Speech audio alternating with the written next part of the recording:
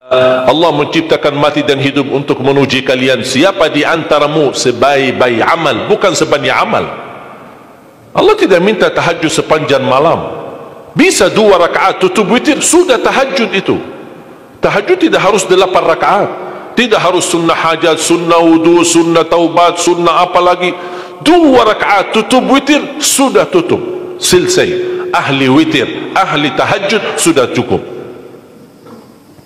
Puasa Ramadan, kita selain bulan Ramadan diberikan kemudahan puasa Isnin Kamis. Kalau tidak bisa 1 hari 1 minggu, kalau tidak bisa pun 3 hari 1 bulan. Diberikan kemudahan, tidak diminta banyak, tidak dibebankan. Wallahi mudah apa yang diberikan oleh Allah dan Rasulnya, mudah diamalkan, tapi pahalanya amat dahsyat. Barang siapa, Rasulullah SAW bersabda, man sama yawman fi sabilillah ba'adahu Allahu 'anil nari 100 am. Barang siapa yang berpuasa 1 hari karena Allah, akan Allah jauhkan dari neraka 100 tahun. Ini 1 hari. Bagaimana kalau 30 hari Ramadan? Bagaimana kalau bisa tambahkan salat sunnah-sunnah yang lain?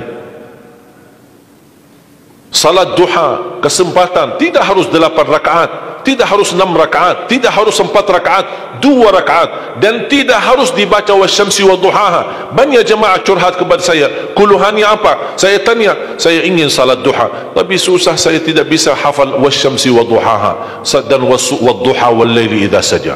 Masa gara-gara tidak hafal wasyamsi wa duhaha wa duha tidak salat duha?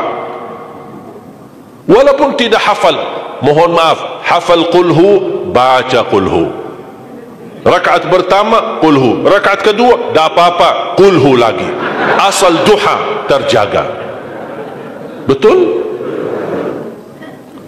Witir jangan lewat 1 malam tidak witir. Walaupun tidak tahajud, iman sah witir tanpa tahajud, boleh witir walaupun tidak tahajud, boleh witir walaupun tidak salat malam. Saya punya kebiasaan, habis Isya sunnah ba'diyah, habis itu 3 rakaat sunnah witir, 2 rakaat muqaddimah witir, salam, baru 1 rakaat witir, sudah selesai. Saya beraktivitas kembali, ada jadwal, ada ini, apa kemana saya pulang ke rumah istirahat. Kalau saya bangun tahajud, saya bisa tahajud, belum azan subuh saya masih bisa laksanakan tahajud, tapi tidak boleh witir lagi karena sudah witir duluan, sudah selesai.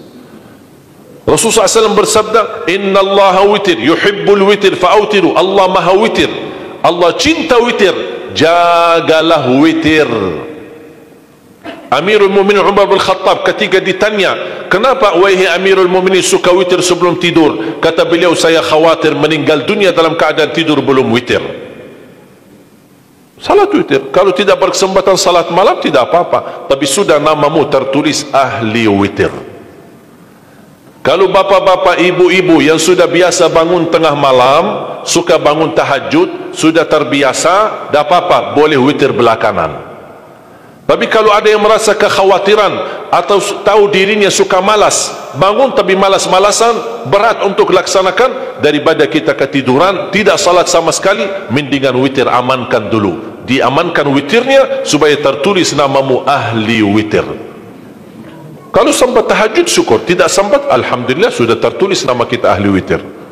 Termasuk baca Quran, sedekah subuh, termasuk amalan yang sangat mudah tapi sangat terbaik dan agung manfaatnya, bahkan dahsyat balasan Allah. Kenapa sedekah subuh lebih istimewa daripada sedekah di waktu lain? Saya meyakini dan tidak diragukan, orang Indonesia paling suka bersedekah. Setiap majlis ta'lim, setiap ada acara kegiatan majlis ta'lim atau kota amal di waktu Jumat, dimanapun ada orang Indonesia pasti suka bersedekah, beramal saleh, mengisi kota amal. Tapi yang perlu diperhatikan pertama sedekah subuh. Kenapa sedekah subuh lebih istimewa? Karena ada malaikat yang Allah turunkan, tugasnya cuma satu, mendoakan orang yang bersedekah di subuh hari. Siapa yang tidak mau doa malaikat? Yang kedua, di subuh hari selalu kita bersedekah, termasuk di waktu subuh maupun di waktu lain. Sering saya memperhatikan jarang jamaah menggunakan doa sesudah sedekah. Padahal doa sesudah sedekah atau sedekah disertai doa dahsyat, bahkan doa terjamin makbul. Saya harap mulai hari ini sudah siapkan kotak amal di rumah. Bapa punya satu, istri punya satu, anak-anak masing punya satu. Apa itu botol, apa itu kaling, apa itu kotak, terserah. Setiap waktu subuh sebelum beraktivitas, isi sedekahnya. Kalau bisa isi disertai doa, pasti banyak hajat bapa ibu. Ya Allah, dengan berkah sedekah ini sembuhkan kedua orang tuaku kalau sakit.